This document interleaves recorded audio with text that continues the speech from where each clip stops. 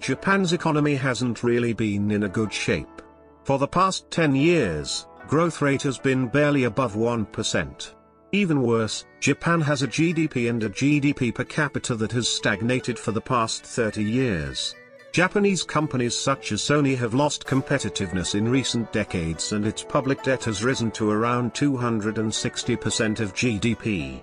However, it was not always like this.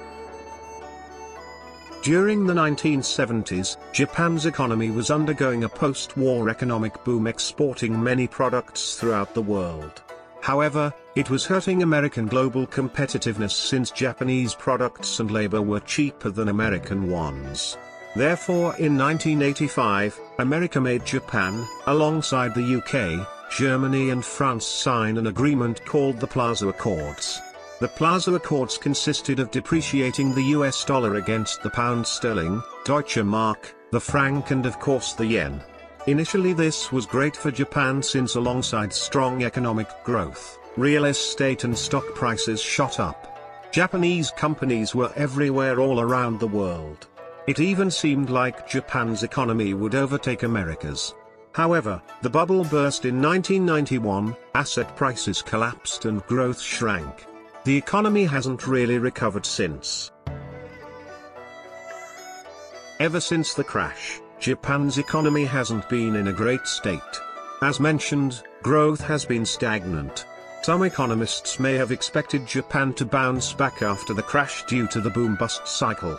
However, Japan has really just remained in a bust due to inflation.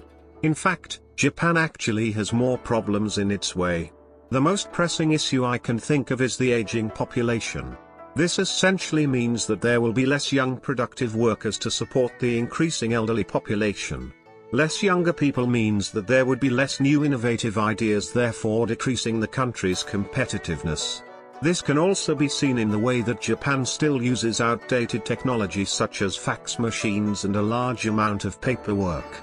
In addition, many of the Japanese companies that were once dominant in the 1980s are now a shell of their former selves, being outcompeted by Korean and Chinese companies. There aren't any indications that Japan will get out of this downward spiral soon. Fertility rates are on the decline, making economic problems even worse. Japan still has a very strict immigration policy which prevents a medium-term band-aid to these issues. Although Japan is one of the most automated countries in the world, technology is still not as advanced enough to offset the loss of population. Many Japanese towns are simply being abandoned for the simple reason that there aren't any young people to maintain them. One important point to note is that for most of its post-war history, Japan has been ruled by conservative Liberal Democratic Party. Since Japan is basically ruled by one party, there is little expectation that Japan will fundamentally change their economic strategy, meaning that Japan will likely be implementing the same policies for the foreseeable future.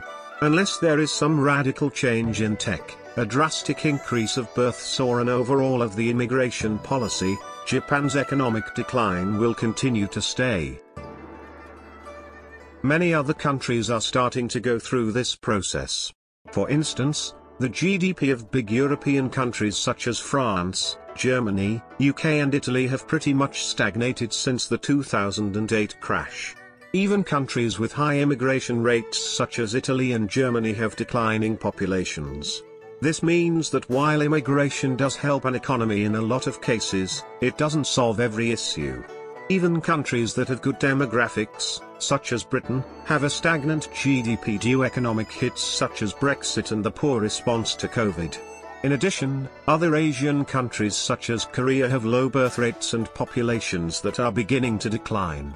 Even developing countries such as India have declining birth rates that their populations are forecasted to decline in the next few decades. Perhaps it would be the beginning of the lost decades for a big chunk of the developed world. Unless a miracle happens, such as super advanced AI, Japan and similar developed countries will continue to stagnate. However, to end this video on a positive note, it is not all doom and gloom for Japan. Japan is still an extremely safe country and there is barely any unemployment. Japan also still maintains a strong cultural influence on the world, second only to the USA. There are many factors that determine quality of life other than GDP. Compare that to the USA, where GDP growth is still strong, crime is pretty rampant, infrastructure is lacking, and where employee protections are poor. If I was poor or lower middle class, I would rather live in Japan than in the US. General technological advancements have improved quality of life, especially considering digitalization. The Human Development Index has also made some solid progress. Between 2010 and 2021, the HDI increase for Japan was 0.21%, which is higher than America's, which stands at 0.10%. To summarize, GDP is not everything.